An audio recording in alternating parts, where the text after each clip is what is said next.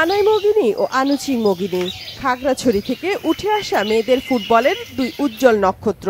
বাংলাদেশ নারী ফুটবল দলের অনেক সাফল্যতে গুরুত্বপূর্ণ ভূমিকা পালন করেছেন এই দুই বোন। বড় বোন আনুচিং মগিনী 2023 সালে জাতীয় দলের ক্যাম্প থেকে বাদ পড়ার পর অভিমানে ফুটবলকে বিদায় জানান। অথচ তার আগের বছর 2022 সালে সাফ জয়ী দলের সদস্য ছিলেন তিনি।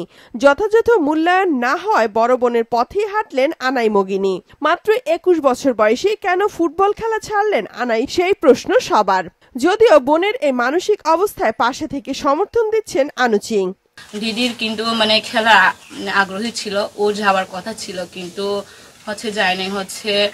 ওকে বসাই রাখে। উনি সিনিয়র প্লেয়ার, একটা সিনিয়র প্লেয়ারকে বসে রাখলে অবশ্যই খারাপ লাগতে পারে। আমার বোন আনুচি ছিল দুই বছর আগে, উনি তো বাদ পড়ে গেছে, সেটা তো সবাই জানে। কি কারণে বাদ পড়া হয়েছে, এটা মূল্যায়ন দেওয়া হয়নি ওকে। হয়তো আমাকে এরকম ভাবে মূল্যায়ন দেওয়া হয়নি বিদায় আমিও ফুটবল থেকে বিদায় নিয়েছি। 2021 সালে সাফ অনূর্ধ্ব 19 ফাইনালে ভারতের বিপক্ষে শেষ মুহূর্তে আনায়ের গোলে শিরোপা জেতে বাংলাদেশ। এরপর জাতীয় দলে ডাক পেলেও সাম্প্রতিক বছরগুলোতে বেশিরভাগ সময় কাটাতে হয়েছে বেঞ্চে বসে। গত 15ই জানুয়ারি শুরু হয়েছে বাংলাদেশ জাতীয় দলের ফুটবলারদের ক্যাম্প, কিন্তু সেখানে যোগ দেননি আনাই। তো আমাকে নাকি ছুটি দেওয়া হয়েছে, 1 মাস আগে মানুষ ছুটি দেয় না। আমাদেরকে 6 জনকে ডেকে নিয়ে বলছিল তোমরা বাড়িতে যাও, তোমাদেরকে রাখবে না। যাব না, কারণ আমি আমার বোনের মতো আমি সেম এরকম অবস্থাতে দেখতেছে আর কি, সেই জন্য আমি যেতে চাচ্ছি না। কারণ আমি একজন সিনিয়র, সবাই যে 6 জন বাদ পড়ে গেছে ওরা জুনিয়র। বিভিন্ন অনলাইন মিডিয়ায় খবর বেরিয়েছে বিয়ে করেছেন আনাই এবং মুদি দোকান খুলে ব্যবসা করছেন, কিন্তু এই দুটি খবরই মিথ্যা বলেই জানান আনাই।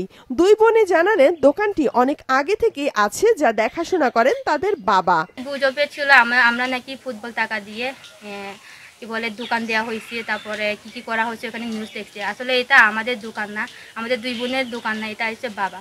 এখানে আমাদের কিছু করার নাই, টাকা পয়সা নাই, তারপরে কৃষি কাজ করে খাই। তো ওই দোকান একটা দিয়ে আমাদের ফ্যামিলি চালানোর জন্য বাবা একটা দোকান দিয়েছে। তো ওইটা নিয়ে গুজব করা হচ্ছে, ভুল নিউজ। অনেকের পোস্ট দেখলাম যে দিদি নাকি দোকান বসেছে আর বিয়ে করে ফেলছে। আসলে ওইগুলো সবই ভুল।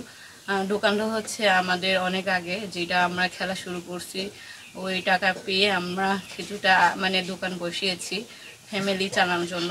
আসলে খেলা থেকে অবসর নিলে আমরা কিভাবে খাবো না খাবো, ওইটার জন্য আমরা এর আগে দোকান বসিয়েছি। আনুচিং এর মতোই ফুটবলে আর ফিরতে চান না আনাই। শিগগিরই অবসরের কথা জানাবেন আনুষ্ঠানিকভাবে।